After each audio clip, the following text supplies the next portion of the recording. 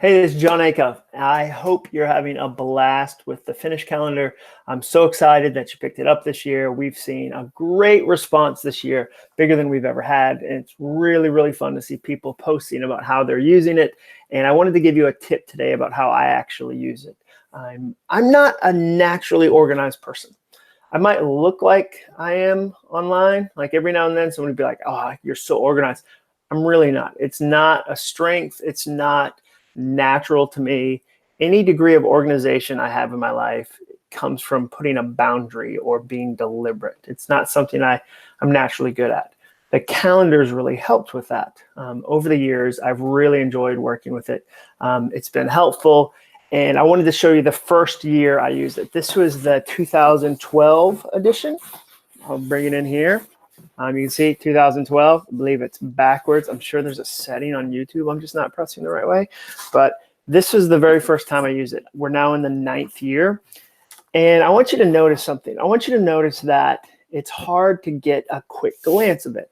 And part of the reason that it's challenging is it's not color-coded at all. I've realized over the years that I have this great temptation to complicate things.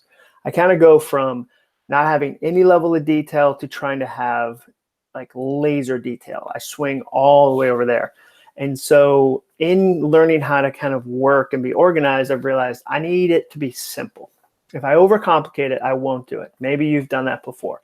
You say, okay, I don't track anything I eat. I don't track my exercise. I don't track anything. And then you go from not tracking anything to how much water did I drink? Was it 4.8 ounces or 4.9? Like you're measuring things on scales and you're taking photos and you get really, really complicated. And what happens is that's hard to maintain. That's hard to sustain. And so I'm always looking for really simple ways that I can add some detail, but at the same time, not overcomplicate what I'm doing, because I know if I overcomplicate it, I'm going to quit. So what I do with my calendar is I color code it. I'm going to show you this year's edition. Here is this year's edition. This is 2019. It should look very familiar because you have one. But I want to start with the flip side, and that's one of the things I love to do. I put the next year's calendar on the back of the previous year so that I can have a quick kind of comparison. So this is 2018, and you'll notice there's a lot of little dots, a lot of little colored dots. So what I decided last year was I'm going to color code it. And all I did, I created a really simple key right here. You see that? There's my key. And the key says speaking event. The green dot's a speaking event. The orange dot is a speaking night because they're different. A speaking night is when I stayed overnight for the event. Now, my wife and I's agreement is that if I miss dinner, that's counted as a night gone. She's like, if you get home at 9:30 p.m., if you land late, that counts as a night gone. We disagree about that, but I understand where she's coming from. If I roll in at midnight, I can't go, I was barely gone. What are you talking about? Like, I missed dinner. I missed like the moment of connecting with my kids. So I need to be deliberate about counting it.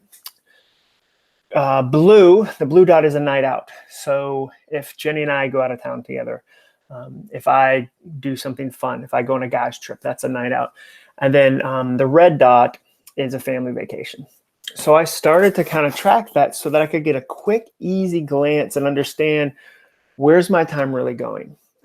If I don't have it colorized, it's really hard for me to just look at it and go, wow, there's a ton of red on there.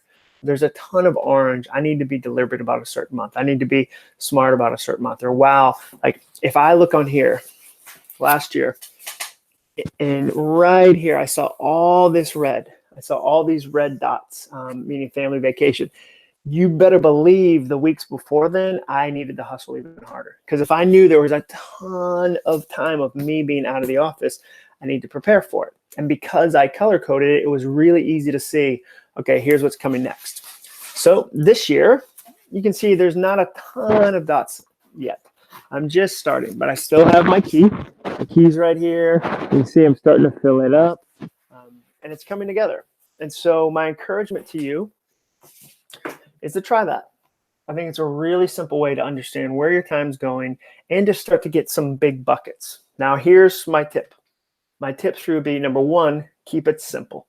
Like there shouldn't be 47 different colors. If you end up going, well, which type of blue is this? Is this more of an aquamarine?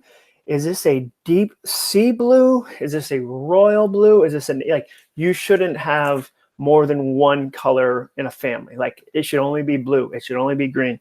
Like if you start going, okay, I'm going to have this many shades, like different shades of green. If you find yourself and you go, you know what, I'm going to have yellow green.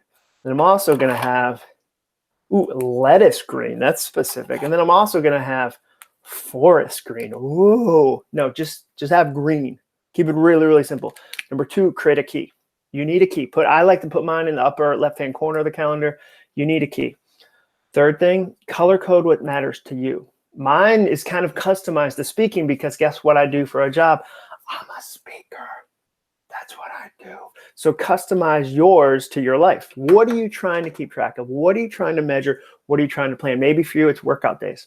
You want to be able to see ahead of time, wow, look at all the days I've already said I'm going to work out. Or you want to be able to look back and go, like, my emotions tell me I did a pretty bad job with January, but I don't believe it because I can look up and instantly get a report that no, I killed January. Look at all the blue dots. That's legit. I think that's really, really interesting. The second thing is make it obvious colors. Last year, some of the colors I used were too close to each other. That's why I use really obvious primary colors. I would even argue that like I might need to find a different one for orange and red. On paper, they can kind of look similar, and it can be a little confusing to me. So that's the first tip that I get to share on video. I love to color code. I love to keep it simple, and I dare you to try it too. I hope you're enjoying your calendar. And again, if you want to tag me in any calendar posts, by all means, hit me up on Instagram. I'm Jon Acuff on Instagram, JONACUFF, and let me know how the calendar's going. Thanks, guys.